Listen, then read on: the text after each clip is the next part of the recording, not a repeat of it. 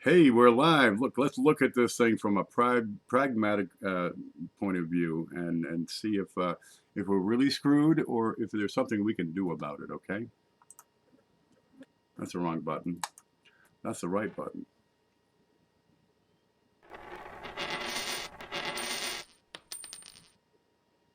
I don't know if that worked right, but who cares? All right, we got live chat is on, and we're looking at this coronavirus situation. Yeah, you're panicking? No, panic. This guy goes out and he bought like 400 rolls of toilet paper. It's his wife and him. They live, the kids are grown up and moved away. And there's two people at home. And he went out and filled his truck with toilet paper and bought 400 rolls of toilet paper. Let me see if I've got a calculator here um, somewhere. Yeah, I'll put it right here. Yeah. All right. Now I'm going to pull up a calculator. There's a calculator. And then also we'll go to the screen because we're going to look at a lot of stuff on the screen here. Can we see the damn calculator? There it is. Where'd it go? Stand by. I'm not ready. All right. Your typical human, that'd be like you and me, but not this guy. He went out and bought 400 rolls of toilet paper. All right. Normally, you use about one roll of toilet paper a week per person, right? You got a big house, you're always changing the toilet paper. But for a family of two, a husband and wife, you'd use about 2 rolls of toilet paper in a week. So in a year, let's say 52 weeks, you might use 100 rolls of toilet paper. This guy bought enough toilet paper to last 4 years. I asked him, how much food you got in the house? He says the regular amount, about a week. This is rather off. This would be an indicator of panic. Um, this does not call for panic. This issue, this virus, calls for prudent preemptive action based on reasoned planning to achieve a specific outcome. Now, the outcome that we're looking for is less disruption, because that's going to be the biggest thing. Maybe we'll feel ill for a while. 80% of the people have a mild case. Right? Most of the time, you may already have had the darn disease and didn't know it. People walk around, they've got the disease, they're spreading it. They don't know that they have the disease. Kind of funny. So, panic is not what we're looking for. Panic is the wrong thing to do. A lot of people have anxiety. Oh, good Lord. Mostly it's chicks who I've gone out with. A lot of people have anxiety when they face the unknown. Okay, they don't know what to expect. They don't know what's coming down the road. It's probably some bad news or bad luck or something god awful, uh, and they don't know what to expect. The markets right now are having trouble. There's blues coins. How you feeling, baby? The market is volatile right now because the investors are not able to predict the future. And the information that's coming out, we're just getting the start of the flow of information. So we're not able to predict effectively what's coming down the road. Yeah, Blues. Blues is over here in chat. How are you doing this evening? Blues went to California. His sister got the flu. We'd like to keep on top and in touch and hear how everybody's doing over there. Um, and maybe that'll help allay some of this anxiety. Anxiety is the enemy in this particular case. I go over. There you go. Fear of the unknown more than anything else. Look, back when I was young, I wanted to jump out of an airplane, right? They got these parachutes. Oh, good. Blue says they're doing good, and they made it to their final location. Outstanding. They had a tragedy in the family unrelated to the to this outbreak of coronavirus. We wish him well because he's kind of going into the teeth of the dragon over there in California. Uh, but it's only a couple of hundred cases, so chances are he's going to be okay for a while. But we're going to keep on top of that. Anyway, anxiety is when you don't know what to expect, and you alleviate anxiety with information. Back when I was a kid, okay, this is like forever ago. In college, there was a thing on the wall, right? They got these bulletin boards, come to our keg party, join the astronomy club, join the garden club. Then you got the one that says, jump out of an airplane. Well, that one caught my eye. And it was more than I could afford at the time, unfortunately. But geez, I was kind of psyched. You know, parachute club. They take you up in a plane and you jump out of it. You jump out of a perfectly good airplane. Well, it's for fun. And well, there's some people I talk to, they say, I would never jump out of an airplane. And then you talk to the guy who's done it, and he understands. He's got the information, the how to wear the parachute effectively so it doesn't fly off your body, how to make sure it's on and doesn't, uh, rip and tear.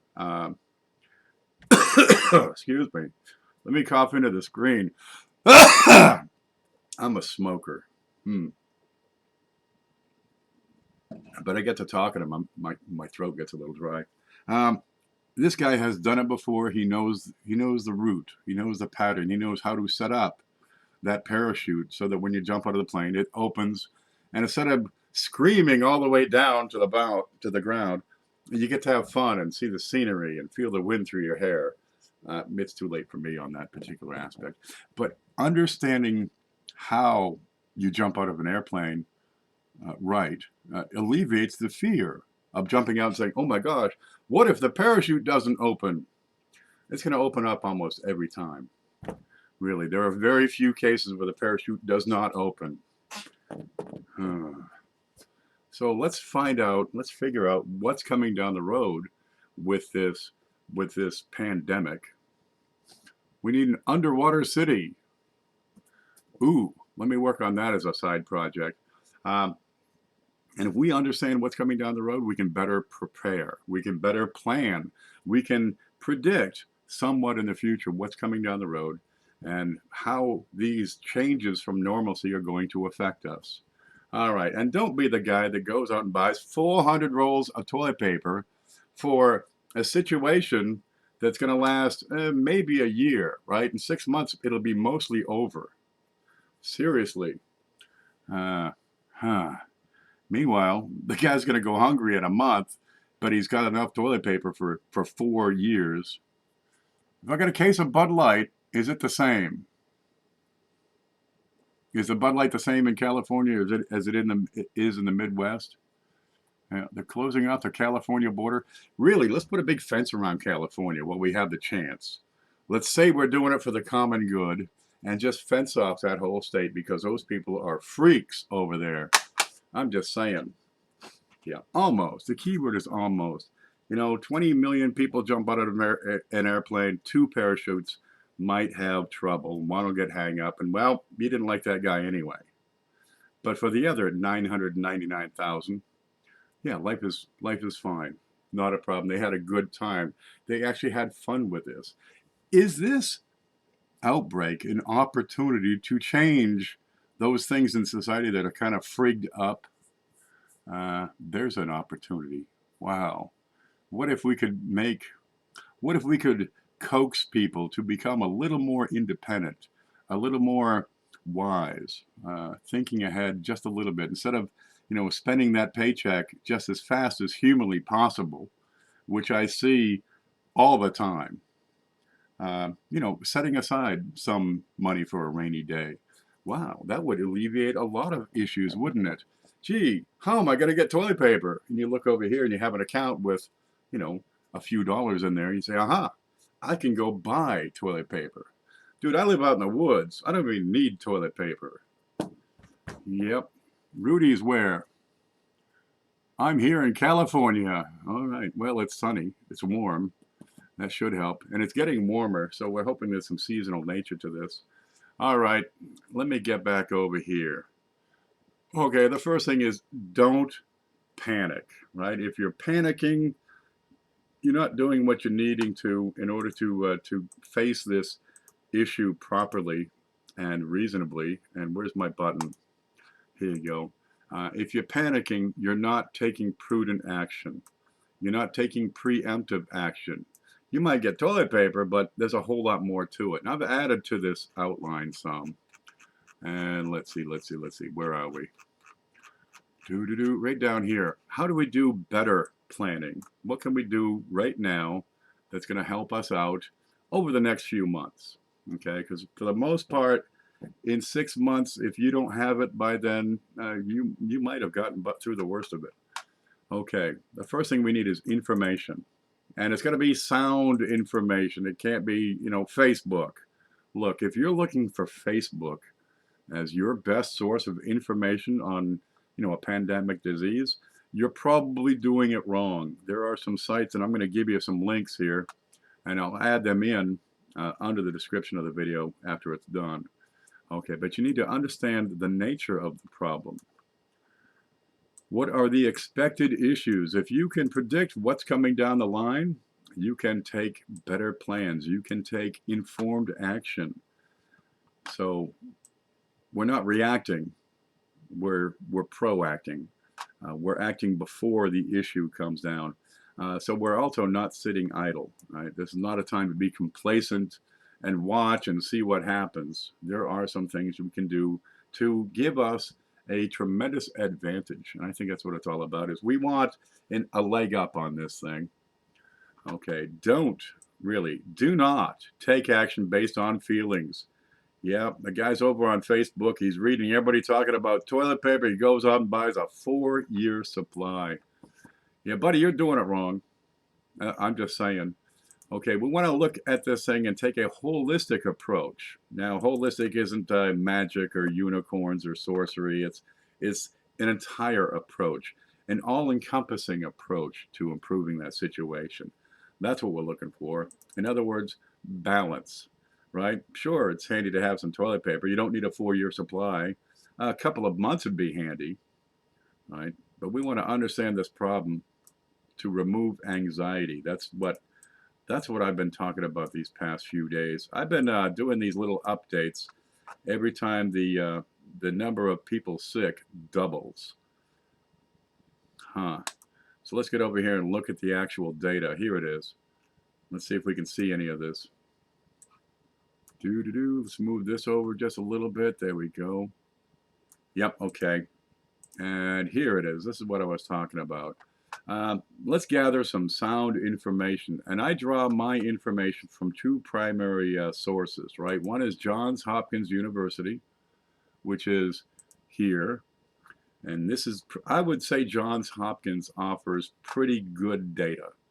I'm not going to question there. They are a world-class leader in medicine, and these are figures we can pretty much rely on. Another one is COVID-19info.live.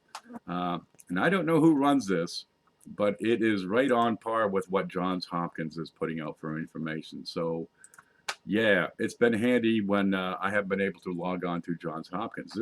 This one kind of messed up on me for a week. It turned out to be a computer issue, not their server issue. I was using the wrong darn link up here. And I got into this. And again, the data is right on. It's spot. It's a good match for Johns Hopkins. But they also have some really handy graphs and visual displays. Ta-da, look at all these stuff, huh? What's this stuff mean? Okay. Well, one thing I'm tracking is how many people are sick, right? Where are they sick? Are they sick in China? Are they sick in the rest of the world? Are they sick in the U.S.? Okay, and I also want to know how many people are dying, how many people are coming back out of it. And right now, the U.S., we've got 1,758 cases reported so far. Some of those, they got sick and then got better. A few have died. We got 41 people have died. I'd like to see that number not grow, but unfortunately, I think reality is going to kick us in the head and say, yep, it's going to keep on happening. So here's the number of cases. On March 1st, we had, it might have been the 2nd. I had to gray these dots out. But either the 1st or the 2nd, we had 89 cases in the U.S., right? When we hit 200 cases, that was 3.5 days later. We had 400 cases. This is double, from 100 to 200 to 400. Took another 3.5 days. Then it went to 800. It took 3 days. Well, we have crossed the 1,600 mark over here. We've got over 1,600 cases. What was the number I showed you? Let's see, 1,700 cases. Yeah, it's growing. It's spreading. And that took 2 days. So you have this thing called doubling time. And these numbers, this is just an extrapolation of mathematics. 1,600, 3,200, 6,400, 12,000, 25, 50, 100, 200, 400,000, all the way up until you exceed the population of the United States. Okay, once these diseases take hold, right, there's a transmissibility. People cough, the virus goes through the air, lands on somebody else's nose, and they get infected. That's kind of how it works. A lot of it you're going to see in families, right? A kid comes home from college. He's got the disease. Maybe he doesn't even know it because he feels fine. No temperature. He's not coughing, right? He feels great, looks great. The parents are proud. He shows them a report card. He got all A's. Everything is in place. But he's got the disease and he's breathing it out. The viruses come into the lungs where they get into the lung cells and replicate. A virus effectively turns a human cell into a virus factory. And it changes the way the cell works. Instead of the cell doing its regular function, all it does is crank out more viruses. Then it bursts open and scatters the viruses all over. And in the lungs, well, it's an easy way to spread them into the world, and then you have an infection. So you have a transmissibility. And in this particular coronavirus, it's pretty high. One person can infect a whole lot of other people. There are super spreaders out there. They don't know they're spreading the disease. They feel great, top of the world. Yet, every time they breathe out, which is a few times a minute, they're scattering these viruses into the air. And if you're in a confined space, yeah, you can breathe them in. And what do you know? Now you're infected. And a few days later, you're doing the same darn thing. Well, the issue we have is folks don't quite understand the logarithmic nature of this disease, the exponential growth. And I've got a graph here. Let's see, I'm going to extend this down to include the figures from 100 all the way up to 200 million. And you can see it starts out real slow. It takes some time to get some traction, but once it starts growing, it's going to form this this huge leap, right? This giant growth form. And I can change the data points. Right now it's from 89 to 200 million. Let me shrink that down to include from 89 to 100,000 cases. And it's the same shape, right? Once you get past a certain threshold, the number that's growing, the rate at which it's growing, it's always twice as much as before.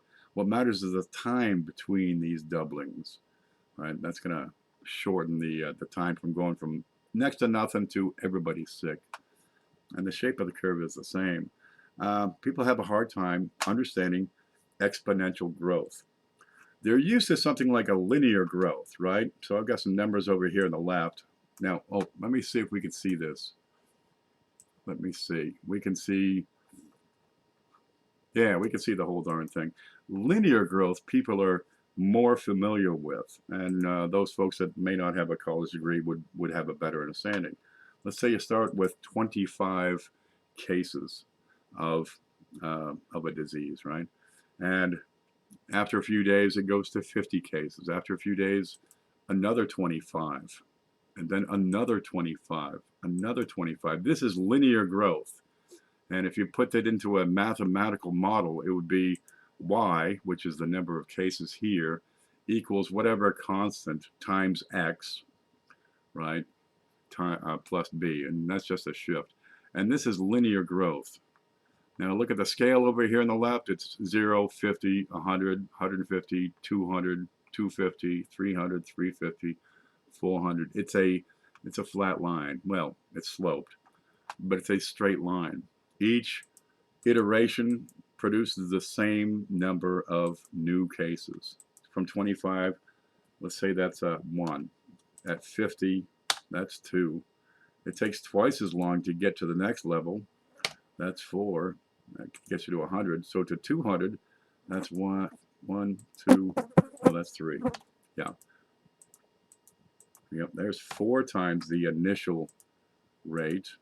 Okay, but it takes twice as long in between each one. This is a day, right? This is 2 days. This is 4 days. To get to the next doubling using a linear model, now it takes 8 days. It takes twice as long, twice as much time to get twice as many cases. Well, on the exponential system, the time is typically constant, but it's the number of cases that doubles. All right. So right now I've got this thing on the left side is based on 5 days. So if we went from 100 to 200, it would take 5 days. From 200 to 400, it would take 5 days. Let me look at this. Oh, I got my formula messed up here. There. Okay, there we go. All right, from 800 to 1600, it would take 5 days. This would be a flat trajectory, but with each 5-day increment, we double the number of cases. All right, so every 5 days we double. The fact is, the data is actually showing it's close to 2 to 3 days. So if I change this over here to 2 days, we're pretty close. Let me check 3 days, and there, my data is actually lining up quite well with 3 days. All right, let's look at this graph again. You see, when you have this logarithmic growth, this exponential growth, it doesn't show up for a while. You need to get a few iterations, a few of these repeats before you start seeing these huge numbers. But you're going to see them because these are really, really low at the start, right? What's 400 compared to 400,000? It's not even 1%. It's 0.1%. So there's your 400 mark way up here, and you're looking at these. Meanwhile, people are thinking, okay, tomorrow or the next week we'll have another 400, then another 400, then another 400. It doesn't work that way. Let's go back over here. I've got here the number of cases reported worldwide. This may not be the actual number of cases. This is reported. And let me check. There it is. Actual number is probably higher, but I have no way to estimate or guess at what the actual numbers are. So I'm just going to use the reported cases because this is what I have. And we're going to look over here at the gain, the daily gain, right? From January 20th to January 21st, we had an extra 48 cases in the world. Let me make a graph of all that. And if I can, come on, I got to coax this thing, play with it. Okay, then we'll make a graph. But this is what the growth has been. Now, there's a big spike here. You're going to see that first off. Look, there was a point at which the Chinese changed the way they counted, and it resulted in a spike back here on February 12th, which saw an extra 15,000 cases. That means they already had the people, but weren't counting them as being infected. But this is what you have. You've got different growth rates. It doesn't grow by 25 people a day or 100 people a day. It grows by, let's see, what are you looking at? 48, 221, 92, 277, 1,000, 700, 1,700, 16, 17, 19, 3,000. It grows. So the rate of growth grows. Now we got a bit of a peak in here because China put in some efforts to limit exposure by isolating people in their homes, isolating them in their cities, isolating them in their apartment blocks, and saying you can't go out of the house unless you're wearing a respirator, N95, right? Maintaining social distance, no more travel, no concerts, right? No mosh pits. I guess they got a lot of discos going over in China. They shut all those things down. So you're not getting the social groups, these accumulations and assemblages of people. So they're not spreading it to each other. Now, over here, we have outside China is becoming a leading indicator on the global scale. China's got their shit together, but outside China, the numbers are starting to take off. And you have this bit over here where we're getting 1,800 a day, 2,000 a day, 3,300, 4,000, 4,300. Each day, the cases grow by a larger number. All right. Tomorrow, what do we have? Today we had 8,776 new cases. Tomorrow, it'll probably be 10,000 or more. There can be some wiggle in this, a little up, a little down, but the general trend is a growing rate of increase. Does that make sense at all? They're not growing at 25 per day, right? This is 25 per day. They're not growing on a linear form. The growth is growing. That's what the basic nature is of these biologicals, right? You plant a carrot seed in the ground, in a week it's going to be twice as mass, right? Another week it's going to be twice as big. It's still a tiny little carrot, right? It's a month before you harvest the carrot. It's just this little spindly root. All the real growth takes place in that last, month, and you're waiting 5 months for a carrot. Okay, well, that's what's going on. This is the nature of the disease, and it doubles. In effect, it grows at an ever-growing rate. So it seems like we got a small number of cases. 1,600, it's kind of small compared to the 325 million people we have. That's a tiny amount. We're okay for now. Dude, they're still making toilet paper. They have not bombed the toilet paper factory. That toilet paper, dude, it's over in Palatka, right down here. That's where they make Angel Soft. I think they got a couple of places that make Angel Soft. Then they got a couple of places that make Charmin. They got all kinds of places that make that discount Rough Rider Scott tissue stuff. The one ply. Don't worry, they're still making toilet paper. And it's a small town, so that's good. But if it doubles again and again and again and again and again, you can see with each doubling time, be it 2 days or 3 days or 4 days, the numbers start growing after you get 10 or so iterations into it. Let's see, 1, 2, 3, 4, 5, 6, 7, 8, 9, 10. There, after 10 doubling times, we go from 100 cases to 50,000 cases. Well, if that doubling time is 3 days, that puts it at the end of March. If that doubling time is 2 days, that brings up to mid-March. We're already March 13. That's starting to get close, isn't it? Okay. So we want to slow this thing down is what we want to do. We want to get that doubling time slowed down just as much as possible. Instead of doubling every 2 days, we want to get it to double every 3 days or 4 days or 5 days. We want to slow that thing down. Now, in my last video, my last update, which was 2 days ago, I explained, the effect on the hospitals. When we get to probably 800,000 cases, those hospitals will be full. And once they're full, then we can expect people to die more often because they can't get the care. Maybe they have a heart attack, they go to the hospital, but all the beds are full with coronavirus patients. Okay. We want to keep that down as much as possible. Now, I got a website I was poking around on, and Frank turned me on to this one. And he's got a fantastic visual down here on this site. I'll give you the link later on. Where is it? It's here. I swear it's here. It's beautiful. It shows why we need to slow it down. Is it here? No, that's the wrong site. Is it? No, that's not it. Okay, it's in here somewhere. But it was showing there. Here it is. Why is it so important to act early? What we want to do is cut down the peak, stretch it out, delay it, so the number of cases stays below this wonderful line here. This is the line where the hospitals can treat people. Above this line, the hospitals are overloaded.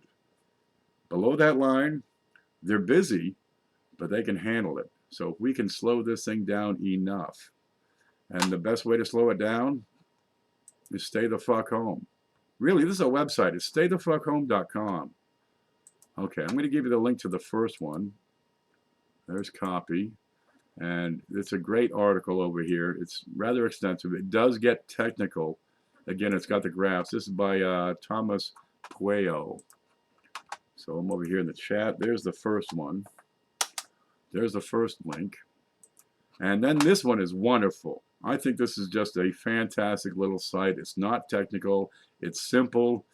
You know, why is it important? What do we need to do? It's called staythefuckhome.com. And here's that link. Yep, that's what it is. Okay, let's get into the simple one first because it works out well. Can we see this? Okay, it's got it in, let's see. I don't know what SFW is. Oh, stay the fuck, I don't know. English, Spanish, Francais, Deutsch, Portuguese, Italian, Polski, and God knows what that other one is. I don't read Russian. It might be Russian. Okay, let's follow this down. And I'm going to disappear for a bit so we can see the screen. Is that it? Yep, there it is. I'm right here, guys. Don't worry about a thing. Stay the fuck home. Use the hashtag and help spread the word. A lot of people don't have information. They don't have good information. And rather than acting proactively and taking reasonable steps to lessen the impact of this thing, they're panicking. Well, let's get information into their hands. This is a simple movement to stop the spread of the COVID-19 pandemic. And honestly, yeah, he takes a pot shot at the governments, and he's entirely right there. Our governments are failing at preventing the spread of the SARS-CoV-2, which is a SARS coronavirus number 2, and containing the COVID-19 pandemic. So you got, this is the name of the virus, right? So it would be like, say, HIV would be the name of the virus, where AIDS would be the name of the disease, or H1N1 is the name of the virus, or the flu is the name of the disease. So the name of this disease is the COVID-19, okay, which is coronavirus disease 2019. That's when it came up. It first showed up in December of last year. Okay, our governments are failing at preventing the spread and containment. Slow reactions, public appeasement, right, policies, and their urge to stabilize the economy are keeping them from taking the measures it takes to protect millions from this disease. It is time for us, as citizens of this earth, to take action now and do our part. Look, the government can only do so much. It comes down to everybody, you, me, them, everybody doing our part to keep this thing contained. Because quite frankly, if you don't do your part, chances are that you'll get sick. So we have the self-quarantine manifesto.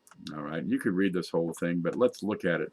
Number 1, don't panic, but be alert. Wash your hands often.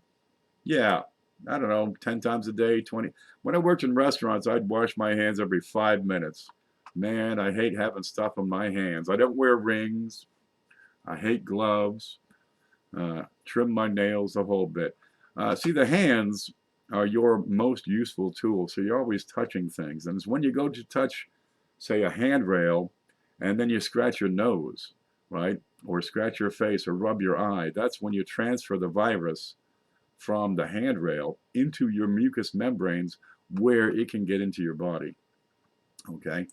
Wash your hands often. Practice good cough and sneeze etiquette. Now, the sneezing is not as big a symptom of the disease. Typically, a dry cough is more common. Try to touch your face as little as possible, including, and I would change that to say especially, your mouth, nose, and eyes. All right? You might want to, take a break from scratching your butt too. Practice social distancing, right? Dude, if I'm coming down the road walking your way, cross the street. Dude, it's probably safe. You get the folks, they see you, and the first thing they want to do is hug you or kiss you or give you a handshake. Well, find out who the girls are that do the kissing, because I'd like to, get their phone number. All right. Ease up on the high fives. Really, you're just spreading the disease. If you must, use safer alternative. Wave. Click elbows. Touch feet. Do you have to touch the person to acknowledge the fact that they're 2 feet away from you? Say, hi, baby. Don't touch me. All right. Well, we could probably have a better presentation. Now, a good friend of mine says I have to work on polish on my presentations here. Okay, number 5, do not attend concerts, stage plays, sporting events, mass entertainment, political rallies. Don't go to the museum, exhibitions, movie theaters, nightclubs. Do you need to be entertained so badly that you're willing to get sick? We're talking in the next couple of months, we're going to have a whole lot more information coming through, right? And we'll have more idea, a better idea of how this thing is spread most effectively. Why not take a couple of months off, right? And stay the fuck home. Really, you're not doing yourself any favor. And let's look at it from that standpoint. So you have the greatest incentive. Hey, stay home with the kids. Read them a book. Play Monopoly. Spend some time, some quality time with the missus. God knows you've been out fishing so much this year, you don't know who you are anymore. All right, stay away from social gatherings and events like club meetings, religious services. Look, Jesus will understand if you stay home and pray. He will. Stay away from private parties. You're having a Tupperware party right now? What, you want to make $4.18 so darn bad you're going to have a Tupperware party in the middle of a pandemic? What are you thinking? Are you doing people a favor? Let's say you're going to bring 20 people into your house, right, to try to sell them some chef supplies. If one person has been exposed and feels good, they can still be transmitting that virus directly into your living room. Don't invite people over. Hey, take a break from it. Really, give it a couple of months and then see. Okay, reduce the amount of travel. Right, you travel around. You get the toll booths. You stop at the rest area to pee. You go out for geez, we've been on the road for 8 hours. Let's get some dinner. Right, travel has lots of stops, and when you have lots of stops, that's when you interact with lots of people. Maybe you're on a bus. You're in a confined space with 30, 40, 50 other people. Airplanes, even more. Trains, even more people. Don't travel long distances if it's not absolutely necessary. Here's the thing, don't use public transportation if it's not necessary. Look, you can get a bus, you can get a subway, you can get an Uber, right? Well, these things exist because there's lots of people that need to move. Say the last guy who was in the taxi cab had the disease. He's feeling good, but he's passing the disease around unknowingly. Don't get in that Uber.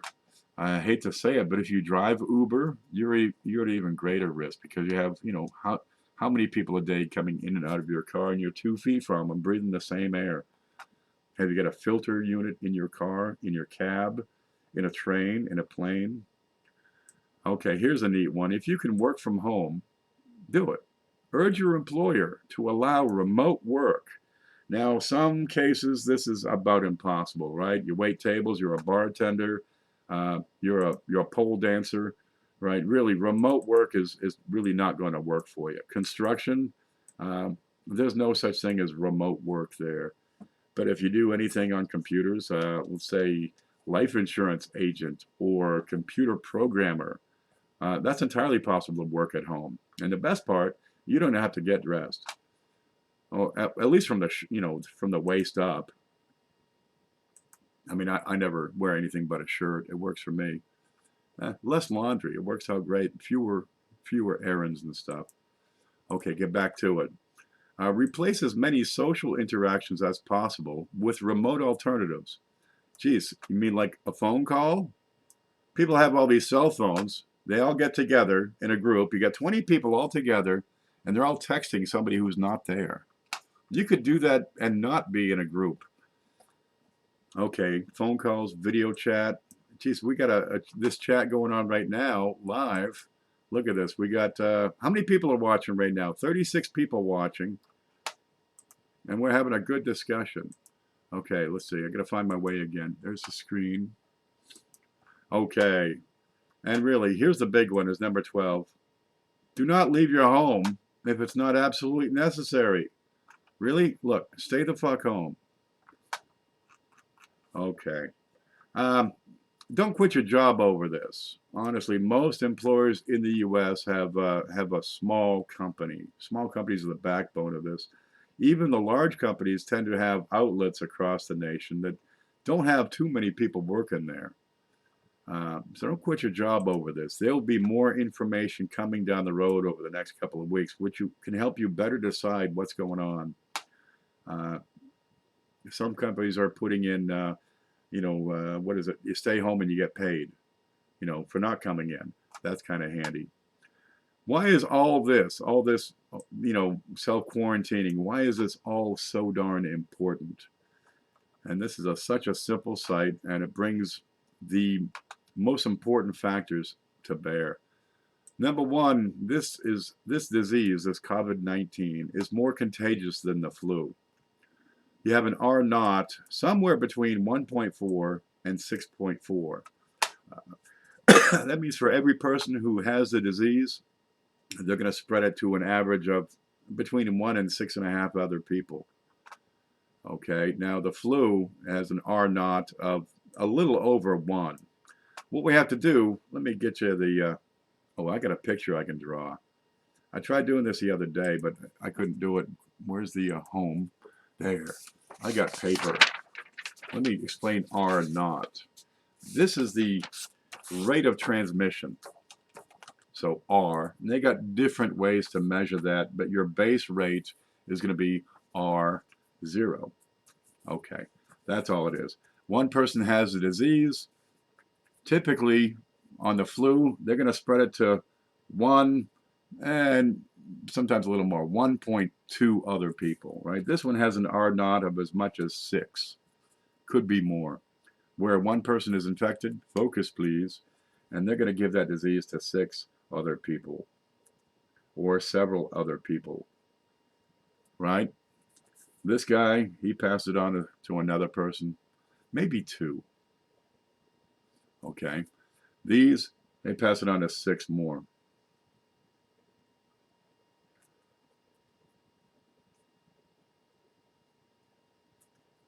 See the way this grows? That's a whole lot of people going from 1 to 6 to 36.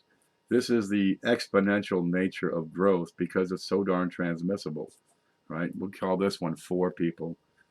This one only spread it to 2 because he lives in a cave. And this guy goes out and delivers milk to people's homes, and he spreads it to like 36 people. Sometimes you get these people who spread it, they go to church and bless everybody with their sneezes and coughs. All right, and they don't stay home. They don't take proper hand washing etiquette, and they just spread. This is the R naught. What we have to do is get this R naught down, right? Instead of being 6.4, 6.5, we need to get that down to less than 1, where the average, let's say you got 5 people with the disease, the average needs to be less than 1. So he might spread it to 1, he spreads it to 1, he spreads it to 1, he spreads it to 1, and this doesn't spread it to anyone. Now you go from 5 cases to 4 cases. And then it spreads a little more, but not everybody spreads it. Maybe you only have 3 cases that next time around. You're shrinking the virus. And we do that by disconnecting these contacts, by breaking those contacts. And if it means you have to stay home, that's what we have to do. And when you get it down to the last guy is sick and he doesn't spread it to anybody, the disease is gone. Every disease we've ever had, except for, let's see, this one, and AIDS, and what else? I think the measles is floating around. A lot of these plagues we've had historically die out at the end. Sometimes it's just because it got everybody sick and there was nobody left to get sick. Again, the disease dies out eventually. But we can knock it down first. We can knock it down faster, and more immediately by taking action. And the biggest thing we can do is stay the fuck home. Seriously. We have to get that down. It's more deadly than the flu, and I've showed you that on some other charts. It may be 20 times more deadly than the seasonal flu. People say it's no worse than the flu. Okay, here's a neat chart up here. let's see. Here's the cases. Here's the comparison of global deaths. I'm going to make sure you can see that one because it's an important graph. There we go. After 60 days with the COVID-19, we have had 4,615 deaths.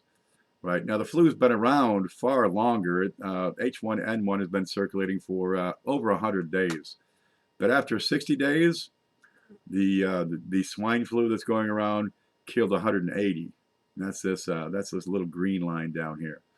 So the green line is the flu. The red line is COVID-19. And they're saying, that's no worse than the flu, man. Okay, it is worse than the flu. It's definitely taking a toll, and it's going to get worse. So, all the more reason to stop it in its tracks right now. There's a possibility of severe symptoms. And honestly, 15 to 20% of the people who get the disease will get, severe symptoms, severe cases. 80% are going to be just fine. Where's my things? 80% of us will have a mild case. 15% can be severe, and you got 5% that are critical.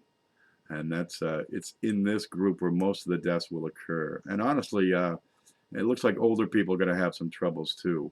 I've got some new numbers. I've updated the case fatality rates, but I've not updated the count of number of people who have died.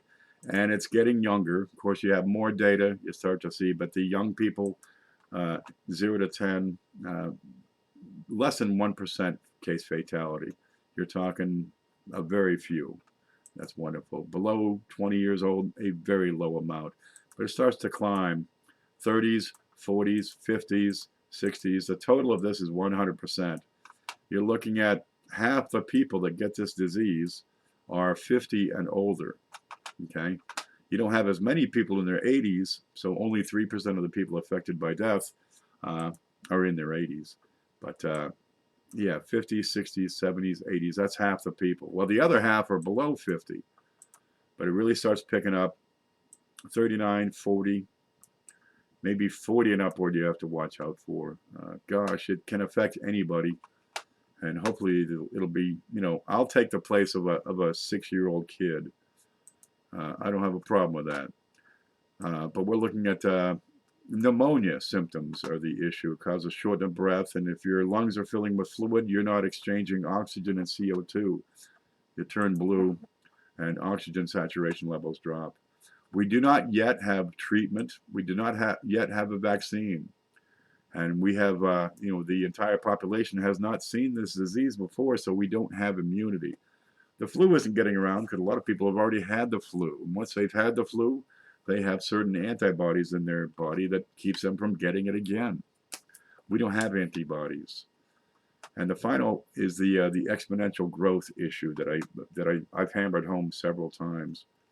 That's the end of that whole site. There's a couple of links in here you can click on, explaining the virus, explaining the pandemic, the disease, and some links so you can translate it to whatever you like. That's a great one. I'm going to take a moment here and get over to see chat and see who's all here. Where's the button I press? There's face. Okay, there. Now we can see chat. I tend to get going on these things and just go on a rant and talk for, what was that, 48 minutes straight? Gosh, so people are asking questions and I can't keep up because I'm not watching. Good Lord, who's in here? I see Listen Coin, Dragon, 7 Wonders, Shiny Tiny Time Coins. Good to see you. On a positive note, silver's at 15. It's holding. Yep, we're seeing lots of effects involved in the coin hobby. Like silver has plunged. It's down $3. Is that a plunge? The words we use to describe issues, I think word selection could be better off. The news loves. Don't eat boogers. No, don't. The news media love to use the word panic, fear, anxiety, because it helps promote their show. People just love sensationalism, and that's what that is. What if they said potential for disease, rapid growth. They could do a whole lot better. I think the media is just adding flames. They're adding fuel to the fire. And people who don't know, who aren't doing their homework, who are not investigating the facts behind this, they see fear, anxiety, panic, and they think, maybe I should be afraid and anxious and panicking. And they run out and buy 4 years worth of toilet paper. Oh, Christ. Stop it. What do we got here? 60% alcohol is needed to vanquish the virus. Okay, that works. So does like 1% chlorine.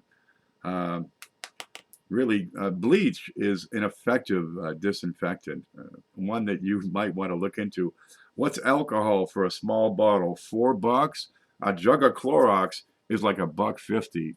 You go to the swimming pool store, and you can get 5% or what is it, 10% sodium hypochlorite, which is bleach, for a couple of bucks. You pour it into your pool, a little stronger than the Clorox you buy, much better price, and a couple of gallons of that for $3 would last you several years, I'm sure, even if you're washing your hands regularly, because you have to dilute it so darn much, right? I mean, a capful would treat several gallons of water, depending on the size of the cap. 151 rum, you might dilute the 151 just a hair. I think 60 to 70% alcohol is effective. Once you get above 70%, you don't have quite as many bonds that are available and free. And below 60, again, you don't have enough of the darn things. Got to get milk sandwiches. What are you talking about? Okay, let's catch up here. Officials here, says Cindy, say if you have alcohol over 130 proof, moonshine, for example, you can make your own hand sanitizer. They're saying no need for a panic, although people already are. Alcohol is handy, right? Chlorine is the dirt cheapest and most effective thing out there. Really, it does the job. There are things you can do. You can wear gloves, latex gloves. You go to the store, you get out of the car, put on some latex gloves. You can pick them up at Walmart. Hopefully they're not sold out of those. But they have not exploded the plant that makes latex gloves. So if the store's out right now, they'll be filling back up. How many gloves do you need? Enough for 4 years? Really, a month or 2 or 3 would get you through the worst of it. And we're going to be able to leave our homes to get supplies, because let's face it, half the people out there have $500 and they don't have the money to buy a 4-year supply of toilet paper or a 2-year supply of rubbing alcohol. Do animals not contract the virus? A virus is particular. You have proteins which make up the virus. Okay, where's home? There, that's home. All right. And every virus is unique because of the way they're made. Okay. Let's look. All right, down here. Can you see look at my thumb? There. Okay, they call this one the coronavirus because it has these little things sticking up, right? These little thingies, and these are proteins. Dun-da-da, all around it. Like a corona, like a halo. Okay, but these things are made up of viruses. Are made up of a few things. You have your receptors. That's these things. This is what is going to latch on to your cells. These have particular proteins that will grab a hold of your particular proteins. In this case, we have the ACE. This is getting into technical that's a little above me, right? They've got an ACE receptor on you, which exactly fits. So here's your cell. This is Ken, right? And this baby fits right. It's just like, you know what I mean? That's how it attaches. And these proteins that are on these little receptors are exacting. They're specific because inside you have these chains of RNA, right? Ribonucleic acid. It's like DNA, right, which is deoxyribonucleic acid. This is RNA, ribonucleic acid, instead of deoxyribonucleic acid. Now over here, us humans, we got a chain of what? Billions of these things. It's, you've seen this. It's the double helix thing they got going on, right? Da, da, da, da, da. Okay, they have a much simpler form. They have 42,000 chains in this particular virus, right? And we can finish drawing this. I'll just do it quick. So don't take this drawing as, great science. I'm kind of sending along what I know about this. Okay, but these proteins that are on the outer corona, this is what connects to you over here. Once it connects, the RNA is injected into the cell and turns the cell, yours, into a virus factory. The RNA has the information in it to build more viruses and says, sorry, this ain't Ken's virus, this ain't Ken's cell no more, right? The blue team just took over the A team, and now it's the virus factory. And this thing is going to keep on making viruses out of what's inside that cell until it's full and bursts open. And once it bursts open, right, all that virus comes spilling out and spreading around. It can get into the air if you breathe them out. It can get into your spittle if you secrete it out, go into your nose. If you sneeze it out, this gets to the next person. If you poop it, all those things. Or it can go into another of your cells.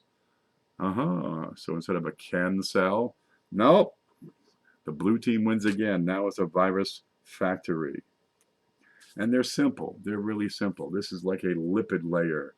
Dum-da-dum, lipid layer. Yeah, it's like a Chinese cookie. They're fragile, they're thin. They're not technically alive like a regular cell, right? Like, say, a yeast spore would be. They can only reproduce in us. So if we can keep them from getting into us, they cannot reproduce. They can't reproduce. They die, they dry up and blow away. Okay, but look at this. The lipids. What breaks down lipids? Soap. Where do you get them most? You're going to get the virus most on your hands from touching places where the virus is. Somebody coughed. They got crud, here, and then you touch it. It's on your hand. And then your eye itches, you rub your eye, and now you have exposed yourself to the virus. So we're going to put some distance between you and me and him and them. So don't gather in large crowds where you can simply exhale the virus, right? If you touch something, wash your damn hands. And this will help to either remove the virus from your hands and wash it down the drain or destroy it altogether. Can we get an example with Play-Doh? It's a little complex for the Play-Doh tools that I have. Anyway, back to the animals. That's what I was talking about. These proteins are specific to human receptors, okay? They're specific to humans. Most of the viruses are limited to a single species. You have the FIV, feline immuno something or other virus, the cat AIDS, right? You have diseases that are in bats that are indigenous to just bats. But every now and then there's a mutation, right? Like on the bats, maybe the receptors on a bat, for example, are shaped more like this, right? Those are receptors on a bat. And the bat has a receptor shaped more like this, okay? That baby fits right in there on the bat, but it won't fit. A human doesn't fit, doesn't latch on, okay? But sometimes there's a mutation where that bat virus mutated in the bat, right, and became this, and then jumps from one species to the next. These are few and far between, okay, but they do happen on occasion. It's happened before. Ebola, Marburg, some of these other nasty viruses make the jump, and when they do, we don't have any natural immunity to this. We have these antibodies that we make in our bodies, right? Okay, and it goes around on the prowl. It goes out. There's like the, like G.I. Joe in, protein form running around. It's a white blood cell that has these receptors on it, right? Does this look familiar? So that this binds with those antibodies instead of your cell. It's got the same darn receptors. So we got to wait for our bodies to make those antibodies. It takes, several days, maybe a week or so. This is why we get sicker and sicker, and then we develop antibodies, and we stop getting sicker, we start getting better. Our bodies become immune. This is the immunity part, because it will latch on to those viruses, and the virus can't get into our cells. That's how that works. So if you have an animal virus, it probably isn't going to infect humans. There's a chance it can jump, and this is probably what happened with this alleged bat source, where it crossed species. But your dog is probably not going to get this disease. Stay kind to your animals. All right, they ain't done nothing wrong, and they're not probably gonna get you sick. Can cats get the COVID-19? I've heard no sources where a cat has the same protein receptors as this virus, so it can jump from human to cat. Your cat will probably be okay.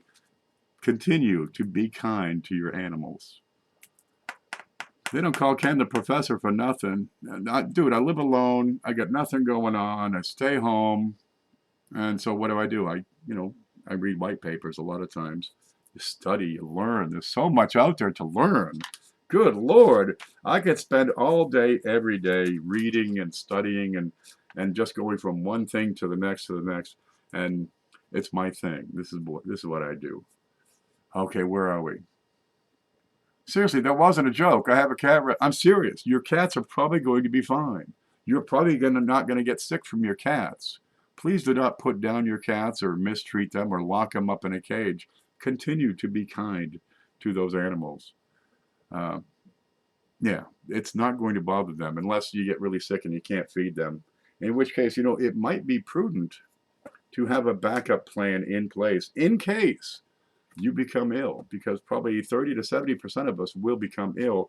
And there are things we would want to watch out for. This is part of the disruption that we can expect. What if you get sick for 2 to 3 weeks? Who's going to feed the kids, right? Who's going to get groceries and supplies? Who's going to feed the dog or the cat or look after the horses? Do you have a crop that needs to come in? If you have a business, who's looking out for the business while you're laid up?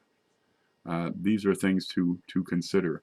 If you do get sick, do you have somebody who's going to look out for your kids in the long term should the worst happen? A lot of times these diseases get into a family and everybody gets sick.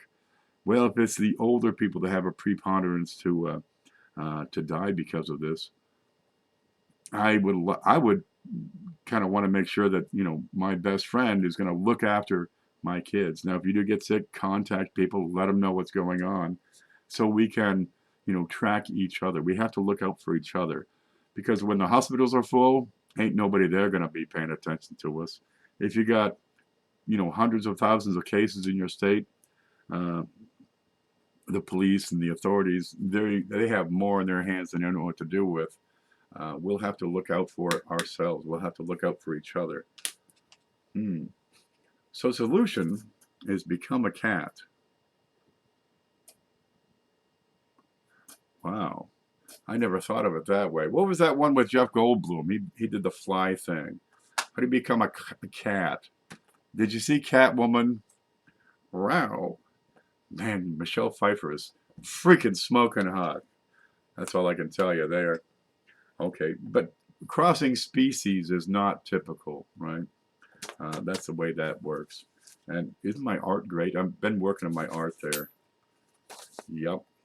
Set him free. Be kind to your animals, really. I watch a video, of course, says Coin Dragon, can't remember where, saying this virus can reinfect. You're getting into an area I'm not comfortable in going. Um, that's that's next level stuff. Me, what I'm trying to do is put people at ease, and rather than have them panic, I'd like to see them act responsibly, act with reasoning, act with foresight. See what's coming down the road and take appropriate action to ease this disruption that's coming. That's what I can do. There's a lot of bad information out there. Is reinfection possible? Maybe. Dude, that's out of my league. RPM says, I went and got a test done, and the MF said it was MD. What are you talking about? You talking about coins? Said it was MD. Said it was a doctor. It's a great time to pick up chicks. I go to the bars. I say, hi, I'm a doctor. Let me check your throat. Yep. Okay, let me check your mucous membranes. Yep. Works like a charm, let me tell you. All right. They always bug me. Halle Berry was the hottest Catwoman. She was the hottest Bond villain, I thought. I thought Halle Berry was freaking smoking hot in that one movie, right? Where she's in that on the beach. Jesus. They didn't look that good when I was growing up. Honestly.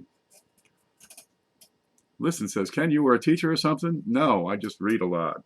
And I'm not afraid to talk and try to present information in a logical, fashion. I tend to float around and flibbity gibbet sometimes. But there's a lot of weird things going around in here. A lot of people said you should have been a teacher. What? Work for the government all my life? No, dude. I can screw shit up perfectly fine in the private sector. Jason says, I work at a school and we are working overtime to sanitize our school to keep everyone safe. And they're still talking about closing the school. Yeah, you can sanitize the surfaces, but how do you sanitize the air? One person comes into the school showing no symptoms whatsoever, no fever, undetectable, and can be spreading the virus. We were talking, a few of us earlier tonight. Schools are a great social place. You got 5,000 young people on a few acres of land. They go from their dormitories, they share bathrooms, they share a common food center, common classes. Day by day, they interact with hundreds of people. I can sanitize a desk, but here comes another student, right? I can't tell if he's sick, neither can he. There's no testing's been done, and he can be transmitting that disease just by sitting there and breathing to 200 other people in a lecture hall. Sanitizing a surface isn't going to be good enough. There's no system in place to disinfect the air, right? You have to effectively take out all the air, make sure you bring in fresh air that's clean and not infected. No, not practical, really. It's going to be a tough one there. The better way to do it is, shut down school we're talking 3 to 6 months. All right, shut it down for 3 months anyway, because that'll be the surge, the start of this thing, and keep them shut down until further notice. It might take 6 to 9 months, maybe a year. The kids won't mind, dude. They're going to come out of this be so awesome at PlayStation games. It'll become an Olympic event. Seriously. Or they could take that time and do some studying on their own to further themselves. Geez, wouldn't it be nice if you had a year to just study one particular thing? Hector's here. Good to see you. Man, you'd be a pro. You'd really learn a lot. You could spend it on coins and learn about coins for a year. And when you come out the other side, you're going to be a pro. Guaranteed. Apply yourself. She was awesome in Swordfish. What's Sword? Is that a game? Sometimes I play a card game. Okay, so I suspect what's going to happen. You've got a lot of cases are going to jump up in the next couple of weeks. Spring break in the next sometime this month. I think that schools will get into spring break and stay closed. Honestly, that would be the best thing. Does it make sense to go on spring break? Ooh, I'm going to Panama City or Lauderdale or one of these places with 30,000 other students from across the country. We're just begging for this disease to be spread. Shut it down. That's what we need to do. You know what we need to do? Here's what we need to do. Where's the button? We need to stay the fuck home. That's what we need to do. Is that so hard? Let me move that over. Geez, if you got kids and it's spring break time, come on home. Stay here. Don't worry about the tuition. You know, we'll pick it up next term. Maybe a year off. That wouldn't be so bad. A lot of these kids would like that sort of thing. But stay the fuck home. Ain't nothing hard about that. Halle Berry and Swordfish. Was that the one with, John Travolta, and he's got like a body double who's a drug guy, and there's a boat? That's as much of that movie as I remember. I thought it was a good movie, what I do recall. Or was he the one that was, it was like a repeat of Dog Day Afternoon. They took over a bank, took some hostages. Sonny's going to get an operation. And they snuck out the, I forget.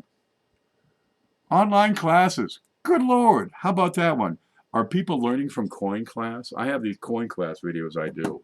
Sometimes I get on in the middle of the night and just talk about coins. Are people learning? I love that one. There's a lot of coin channels that talk about coins. In case you're not a regular here, I talk about, coins, old pennies, half dollars. What's this? Here's a, I don't know what that is. That's a certified coin in a slab graded proof 69, deep cameo, modern penny. Look at that. That ain't your mama's pocket change right there. That's a pretty penny. And we talk about coins, old coins, valuable coins. All right, those coins you hear about that are worth $2 million. And I teach people how to identify these things correctly. And my viewers do find coins that are worth more than face value. They do find some interesting things. They find some coins worth a few dollars or several dollars or sometimes even hundreds. And I like that because some of these other channels don't have that going on. They show off a coin and say, this one's worth $50,000. Look for it in pocket change. But they're not really showing the diagnostics that will explain exactly why this coin is or is not that rare and valuable variety. These folks are learning. We can learn online. Wow. What if instead of investing in buses and school buildings and desks and textbooks and janitors and the school nurse and a basketball team and a football team, what if instead, here's your computer, come down to City Hall and pick it up, and you teach online. You still need a structure for the teachers, but now the teachers aren't with the students in the same room for hours, breathing the same air, right? You don't have to heat the building except for a small number of teachers. They got this thing about school shootings. If you don't have a school, you can't have school shootings. Thinking there. Though that would end instantly. You don't have to worry about buses, snow days. Nope, you get on, you turn on the computer, you're a class buddy. Pay attention. If you miss something, you can play it again, right? You're trying to get help, get caught up. It's right here online, everything you need. Why do we even have schools? You know what it costs to heat and light a school for a year? It's immense. We could cut that all out. Now, how about this one? Instead of having, a teacher for English for this grade and a teacher for English in that grade in the town across the street, across the river, and another teacher for English for that grade in the town to the north, what if you had, one teacher for English in that grade that produced the lectures for everybody who needs that particular class? Now we need 20 darn teachers.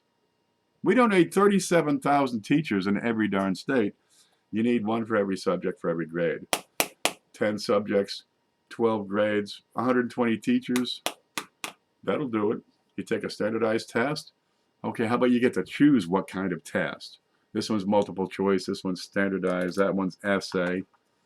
Okay, now you need test graders. That could work. Could that help our society situation? Reduce traffic, reduce taxes, reduce government employees. Yep, the teachers who are really good, they'll be the ones that are privatizing that and making their own videos. Aha. I want that teacher for my kid, and it's only $17 a year. Here you go. The teacher's got 5,000 students. Teacher's doing good. Go through the coin class videos, says Jeff. At tips for, oh yes, hashtag tips for new collectors. Or take an online class in your professional area. Hone your craft. Yeah, I'm thinking, they're telling people, work from home. I can think of no better, well, for my particular needs, I can think of no better way than to take your hobby and make it a business. The whole idea of coins is you find a coin, you know what it's worth, you're able to get these things at a better price because you're identifying it correctly, and the guy you're buying it from has no idea what it is or what it's worth. Meanwhile, he's got a $20 price on it, and it's worth, 4 times that. Where's that one I just picked out here? No, is that it? No, that's not it. I got a neat one here. Let me show you this. I wonder what, is that it? Here it is. I'm going to pull up the scope. Oh, look, tools. Simple tools can greatly add to your presentation if you're able to do this. Gosh, maybe you're good at something, you can teach people how to do it. Make a quilt. There's no class for that in schools. There is no college. I think one college has a curriculum for, talking about coins. And honestly, the hobby is so vast. You could have 10 different doctorates in this. We're going to look at this guy under the scope here. Where is it? I got to press that button. Is that it? Okay, then I got to focus. Here's what we're talking about. This is a half dime from 1849. This is made by the United States Mint. Right? It was used in general circulation for commercial transactions across the nation, which was a lot smaller now. It's good for 5 cents. It's a half dime. That's what they called them back then. Later, in 1866, they started making nickels. Well, they needed more coinage at the time.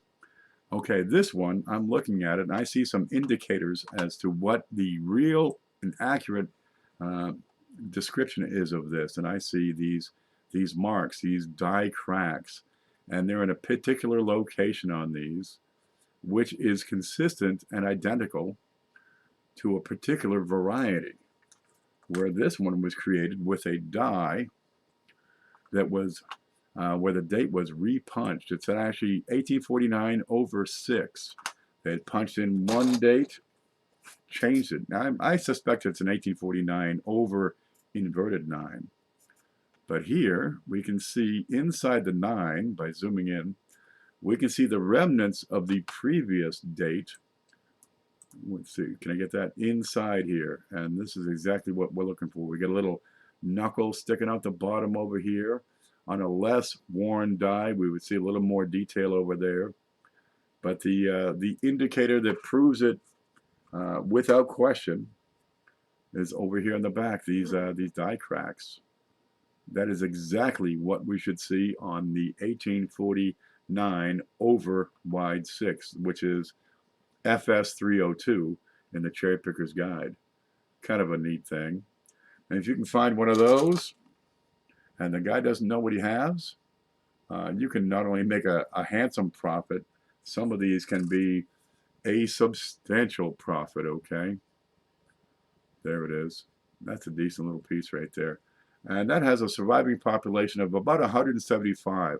So all the collectors of half dimes, because people want one of everything, one of every dime, one of every nickel, one of every penny, every date, every mint mark, in the best grade possible.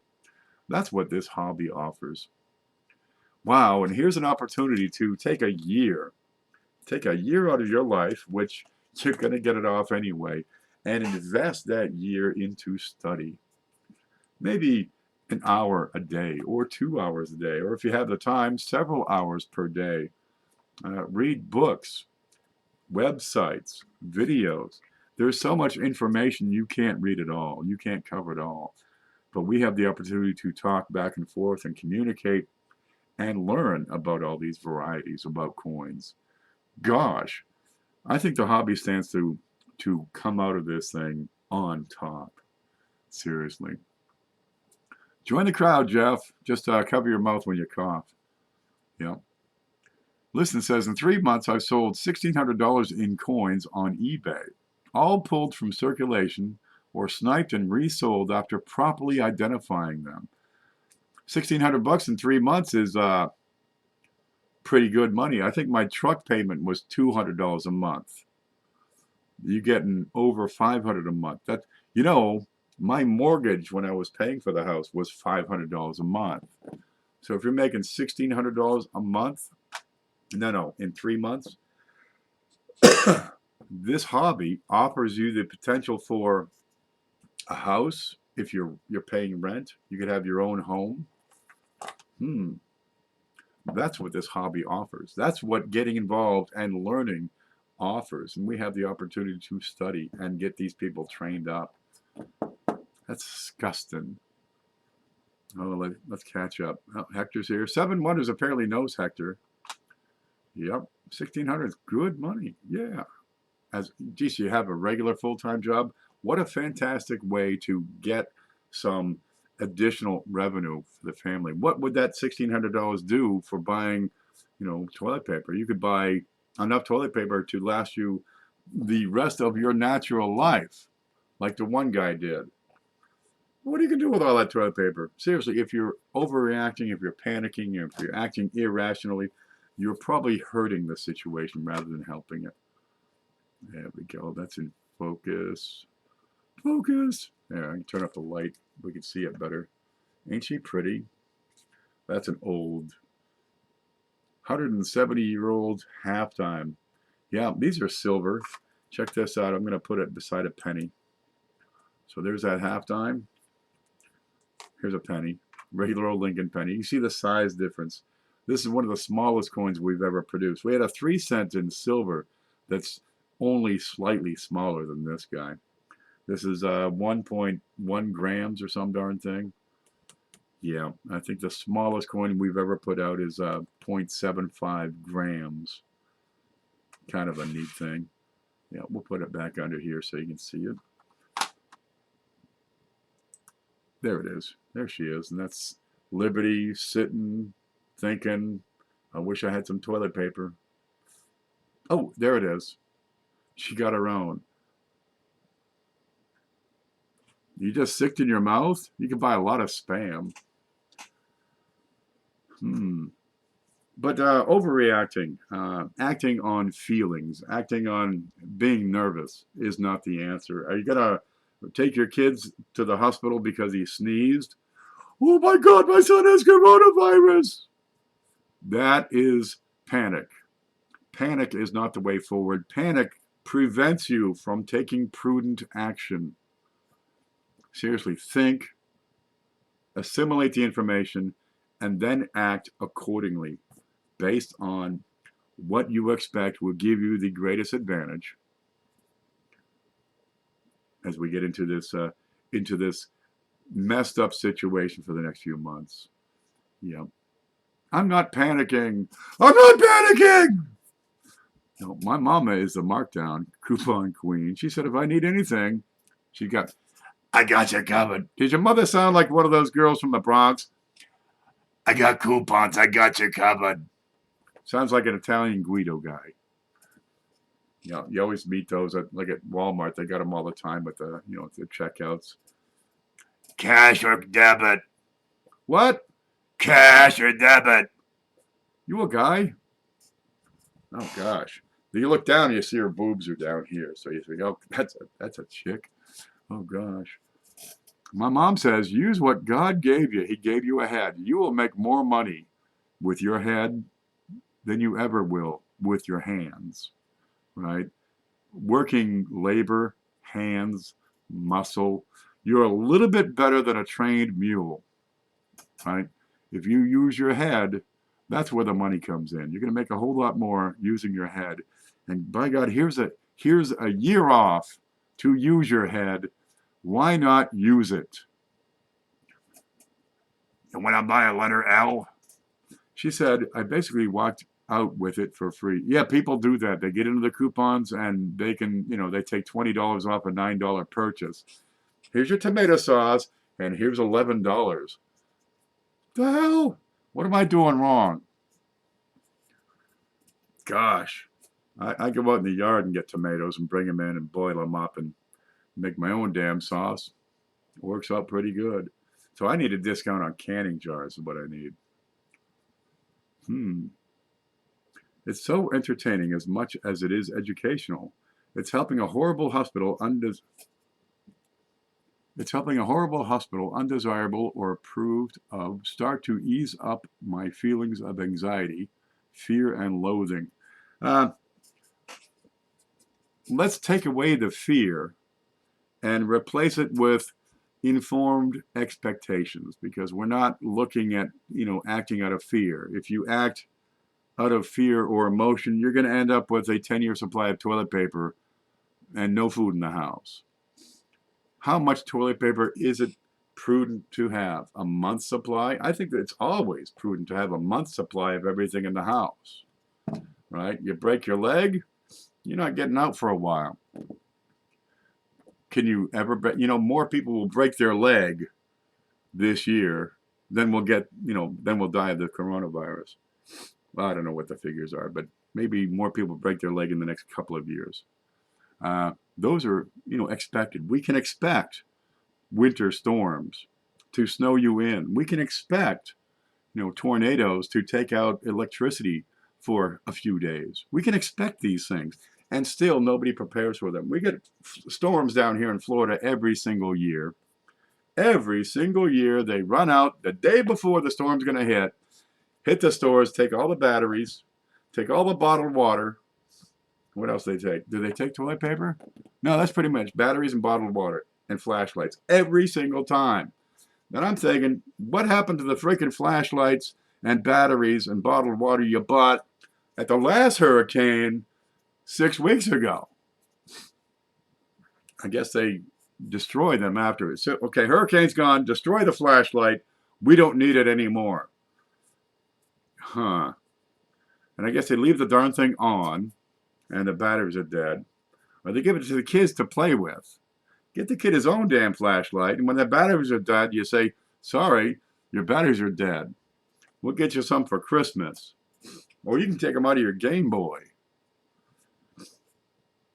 Get a bidet, you don't need paper. I live out in the woods. Dude, I can go out here in the woods. We don't need paper.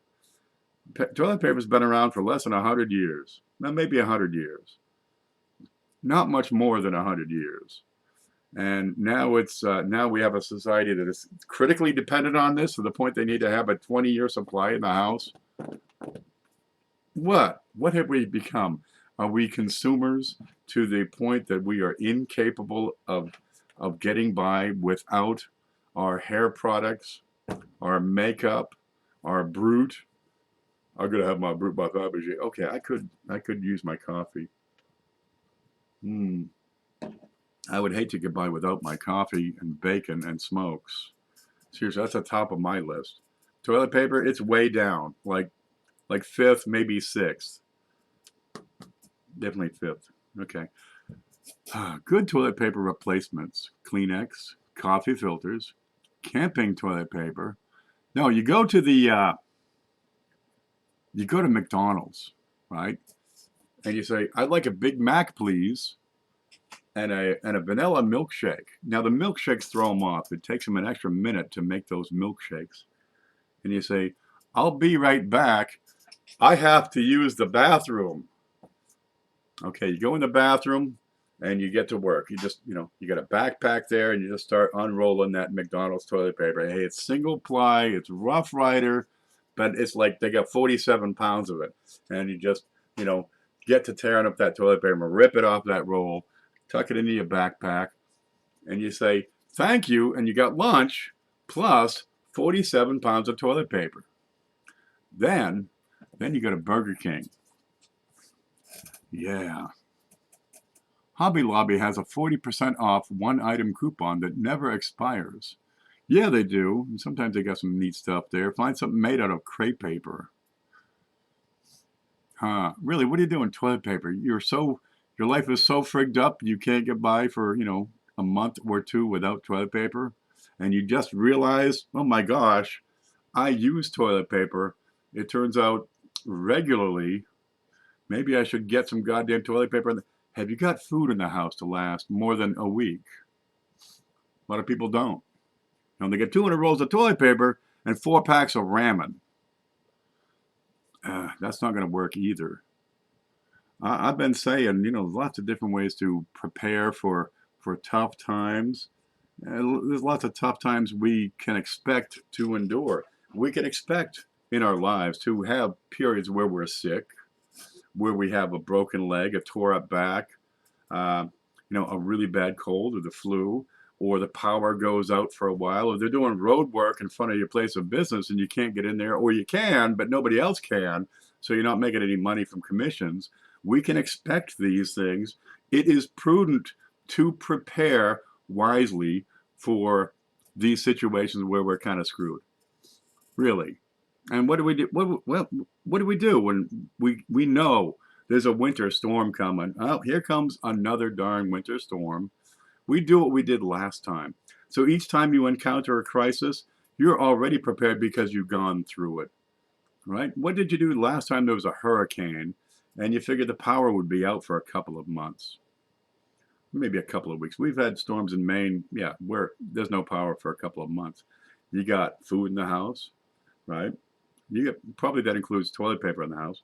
You got firewood. You got a backup wood stove in case the oil burner or the electric stove doesn't work. You got a wood stove. No matter what, you can heat your place. You got 3 or 4 or 5 or 10 cords of wood at the ready, already cut, already split, already dried. You did not wait until the 4th month of winter and say, oh my gosh, it's winter. I better get some firewood. No, you bought that last summer. That's what happened. That's how we handle these crises because we know it's going to happen. You wait until the last minute, you're going to panic. Oh my gosh, I need firewood. You go buy 200 cords of firewood. You mortgage the house to buy enough firewood that it's going to rot before you can use it. Meanwhile, you're paying a 30-year note for the money you borrowed on firewood you'll never use. You get these folks that buy that dehydrated, mountain dry supply survival food.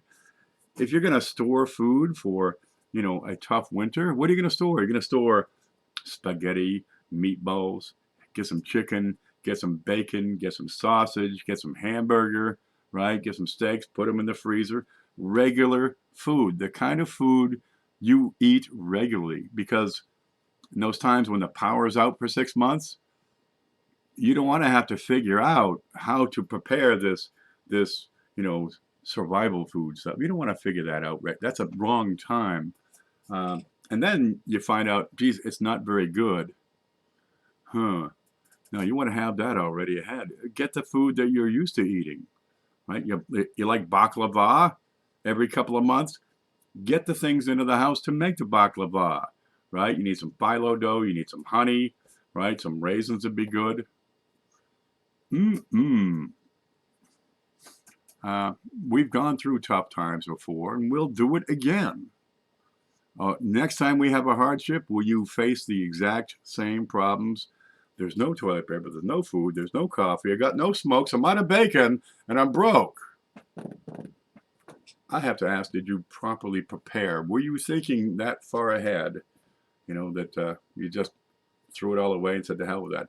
I'll never have another problem in my entire life. It's all gravy from here out.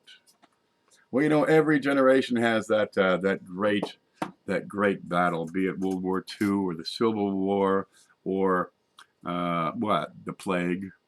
All right. Well, this is going to be nowhere near some of the plagues of history, but there will be some supply disruptions for sure, because our society has gotten into this just-in-time distribution.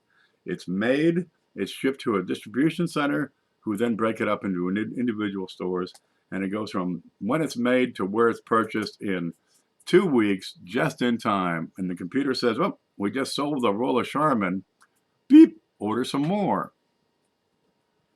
And it gets there just in time to fill the shelf. Shows up, a guy takes it off the truck, puts it on the shelf, it gets sold. Truck drives away, in comes another truck. Another guy takes it, puts it on the shelf, it gets sold. That's just in time distribution. Gas is $1.92. Outstanding. Hey, good time to fill up the tank. You never know. That's what it's all about. You never know. So I'm saying do a little homework, do a little studying, and come up with your own idea of what we can expect to come down the road. What would we expect to see for hardships from this? Where'd it go? Here it is. From this issue. Where are you here? I think it's this page. Can we see it all right? Let me look. I can do a little background work. I'm going to shift it over. There. What are we looking at? And for how long? We're going to see some things that are out of stock. We're going to see the schools will probably be closed. Do you have 2 working parents and nobody to babysit? Because you're going to need a babysitter or a way to watch the kids, or somebody work from home, or gosh darn it, get your grandmother involved. We're going to see some businesses shut down, either temporarily or forever. And that'll suck if it's my favorite noodle factory. We're going to see travel restrictions. Geez, you were hoping to go to that place you got married at 25 years ago for a reunion or something. That can change. Spring break can be put off. I suspect that one's going to be the next thing we'll see. Public gatherings. How about political rallies? That's going to screw the pooch, isn't it? Man, they get a lot of votes at those political rallies. Now they'll have to do it by what? Offering good, sound explanation of their platform. That'll be a new thing. We're going to stop going to church for a couple, 3, 4 months. Let me tell you, Jesus ain't going away. He's been around forever. He'll be around forever. He ain't going away. But you might refrain from church for the next couple of months. And then, assess the situation after that. Services, we can expect that if we don't stop this disease, if we don't stay the fuck home, we can expect that the hospitals will eventually become overloaded and unable to treat more patients. Home care, is that going to come to a stop if the people giving care all get sick, or enough of them get sick that they can no longer, get around and service their folks? Maybe you'll have to pick up the slack on that for some people in your family. Your sick uncle, for example. Public transportation. Well, if that goes away, there's people who rely on that. And they rely on cabs, buses, subways to get around. How about city waste collection? You got a lot of people working together doing the same darn thing. They can, you can see a surge in cases. What if the city waste, picking up the trash, what if that goes down for a month or 2? Have you got a way to keep the rodents and the possums and the skunks out of your trash? Or a way to reduce your trash so you don't have to worry about that? What if the banks close for a little period of time? Non-essential government services, yeah, that can be shut down for sure. How about first responders? You got 50 firemen, all in the same fire department. And, the disease rages through there, and you got 30 of them are down. Geez. Well, you've got other issues that can solve this. You've got coverage from nearby communities. There are ways to handle police and fire and rescue. But it does mean that perhaps your response time, instead of being, 6 minutes, maybe it's going to take them 25 or 30 minutes to get to your home. What would you do there? What would be prudent in that particular case? I think having a fire extinguisher in the home, really you should already have it. But now's not a bad time to test it. If your kids are going to be at home and they got nothing to do but set toilet paper on fire, it might be prudent to have that smoke detector tested. Make sure you have a fresh battery for that. Okay. You and the kids are going to be home mostly with supplies on hand for a few weeks. Now, China shows that they've been, a lot of these folks have been in isolation for a month and a half, for many weeks, and they're still going. But they are able to get out every few days if they have proper personal protective equipment. N95 respirator, for example. They can get out and make a trip to the store, or a surgical mask. These are handy things. Gosh, you get the people that panic and they went out and they bought 5,000 N95 respirators. And the fact is, they probably won't need 30 of them. Are they helping the situation? Are they looking out for themselves? What we have to do is look out for each other. We have to work this problem as a single force. And the best thing we can do for ourselves and for each other is stay the fuck home. There we go. That's the end of my spiel. I'm going to get back over here to the chat and see how everybody's doing. Let's see, there's that. I've been wanting Chinese food. Chinese, they closed it. There's no more Chinese food. You know, you can make your own Chinese food. You don't have to be Chinese to do it. You just, need a few simple ingredients like barley or vegetables or pork, maybe some oyster sauce. Those little tiny corn on the cobs, those little tiny corn on the cobs you got. Some hot peppers come in handy. Yep. Noodles are so easy you can't imagine it. It all comes down to the flour that you're using. I've made my own noodles many, many times. It is the best stuff. Look, you can make Italian-style pasta. Real simple. You can make whole wheat pastas. It comes down to the flour. If you want semolina flour, you can make the equivalent of Muller spaghetti, right? Or what's that brand? Great Value. Yeah. Fettuccine. You get whole wheat flour. It's $2.50. You get 5 pounds, right? 5 big sack of freaking flour. All right. You put some on a table. You crack an egg into it. Now you'll learn over time. You might crack the egg first and then add the flour, because if you add too much flour, you got to add a little bit of water, and it's not as good. Okay, but flour and egg. Scramble up the egg. You mix in the flour and keep on going until you got a dough. That's it. That's all the ingredients. You could add just a splash of oil. You could add a splash of water, right? But for the most part, egg and flour. You'll work it and work it, right? Knead it, ball it up, play with it, stretch it, right? And you roll it out flat. You slice it with a knife into whatever size you want. You want a big fat sheet, you can cut a big fat sheet. I don't care. It's yours. You can do it any way you want. I slice it nice and long, like a wide fat spaghetti, like a fettuccine or linguine. This is how you make pasta, and you boil it. And it takes about 2 minutes, right? Fresh pasta is different from dried spaghetti. It's it's night and day. It really is. Seriously, you get you got several months coming and nothing to do because you're cramped in the house. You got nothing to do.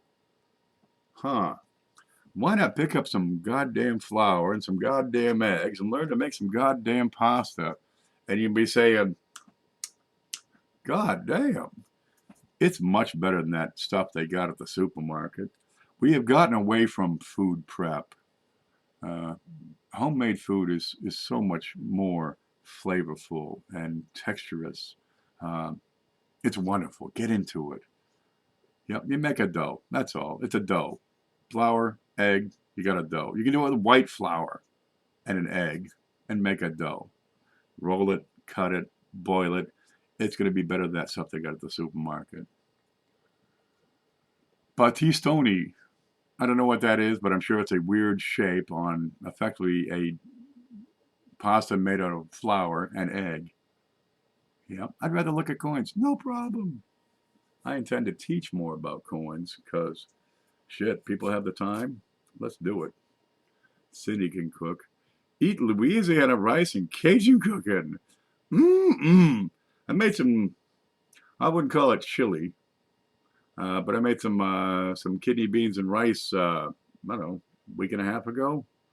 And I ate some for a few days, and then I put it in plastic bags and stuck it in the freezer. So I still got some. I just haul it out, put some hot sauce on it, just as good as Cajun food.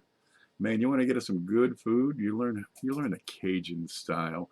Um, every bit of love goes into that stuff. Flavor. This ain't bland. This ain't supermarket canned crap. Battistaroni is a pasta brand around there. Battistaroni? Yeah, you get it from the people at Starbucks. No, that's Baristaroni. Battistoni.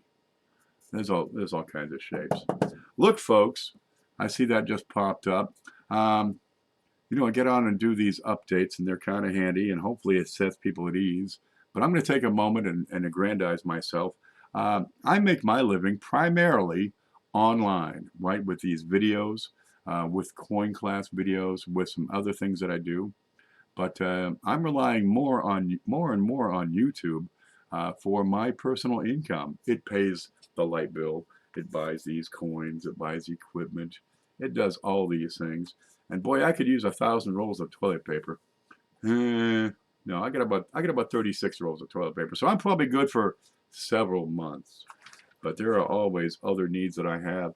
And if you like these talks, if you like the learning you get from these coins, if you like getting information on how to identify correctly and appropriately these valuable coins which are out there, why not take a moment and support the channel?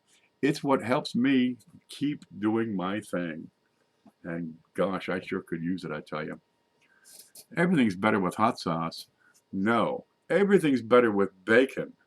Most things are better with hot sauce. Here we go, Cajun. Cajun knows how to cook from scratch. Ain't nothing wrong with scratch cooking. Okay, guys, I'm going to get out of here. I'm going to go make a sandwich probably. I had one earlier after the Q&A ended. But by gosh, we got so much we can do with this hobby. And we have such a tremendous opportunity about to confront us. Do we worry? Do we fret? Or do we put this opportunity to work for the hobby? Here's a chance with probably millions of people stuck in the house and nothing to do. Here's a chance to tell them about coins, to spread the gospel of coin collecting, get them involved, and teach them up. I stand corrected, says Cindy. Everything's better. Most things are better with hot sauce. Like rice, if all you got is rice, put some hot sauce on that. It's good. Yep. So hasta pinata. I'm going to take off. And you, that's right, you, and you, and you. There, I said it right here. Stay groovy. Ooh, wait, let me look at this. I can do this. I do it over here, and I look up, and I say, no way, I got to do it down here. Stay groovy. There. I'm working on it. I'm getting better. Guys, you stay safe out there as well as groovy, all right? Do what you have to. Keep your family safe. I'm going to take off.